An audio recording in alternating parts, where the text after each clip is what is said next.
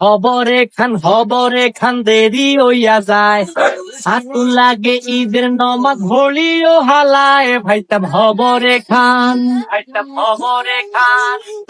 এক বছরে দুই আন খুশি আমরা মুসলমান, একখান হইল রমজানের আর একটা কুরবান।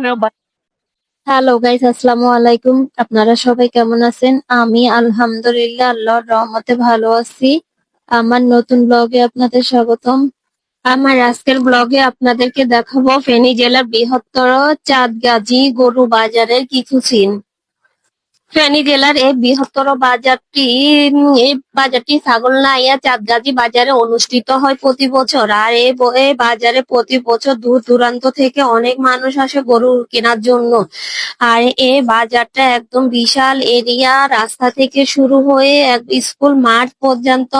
আমার ফ্রেন্ডকে অনেক ধন্যবাদ এমন একটা ভিডিও আমাকে বানিয়ে দেওয়ার জন্য, না হলে আমি কখনোই জানতেই পারতাম না ফেনী জেলায় এত বৃহত্তর গরু বাজার আছে। তাকে অনেক অনেক অনেক বেশি ধন্যবাদ জানাই, কারণ এত সুন্দর করে একটা ভিডিও বানিয়ে দেওয়ার জন্য আর আমি আপনাদেরকে দেখাতে পারছি তার জন্যই।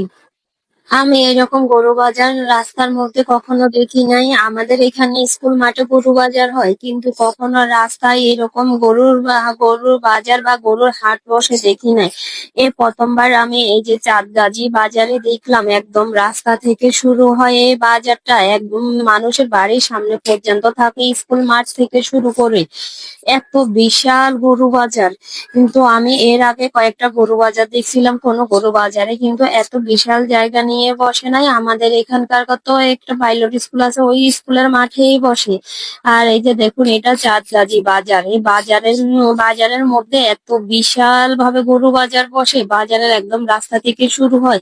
আর এটা হচ্ছে স্কুল মাঠ। এই দেখুন, বৃষ্টির পানিতে স্কুল মাঠের কিরকম পরিস্থিতি হয়ে গেছে। কিন্তু এই যে মানুষগুলো আল্লাহকে খুশি করার জন্য যে কুরবানি করবে, আল্লাহর জন্য যে ত্যাগ স্বীকার করবে, তা এই বৃষ্টি তাদেরকে ধরে রাখতে পারে নাই। দেখুন কিভাবে বৃষ্টির পানি জড়ো হয়ে আছে, তাও কিন্তু তারা থেমে নেই, কারণ তাদেরকে তো আল্লাহর রাস্তায় উৎসর্গ করতে হবে, আল্লাহকে খুশি করতে হবে। এই জন্য সবাই একদম রাস্তায় নেমে পড়ছে।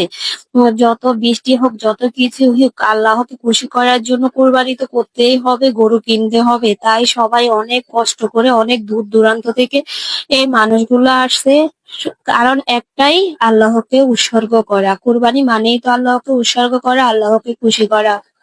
তো আমার ভিডিওটি আজ এ পর্যন্ত। সবাই ভালো থাকবেন, সুস্থ থাকবেন। আল্লাহ হাফেজ, টাটা।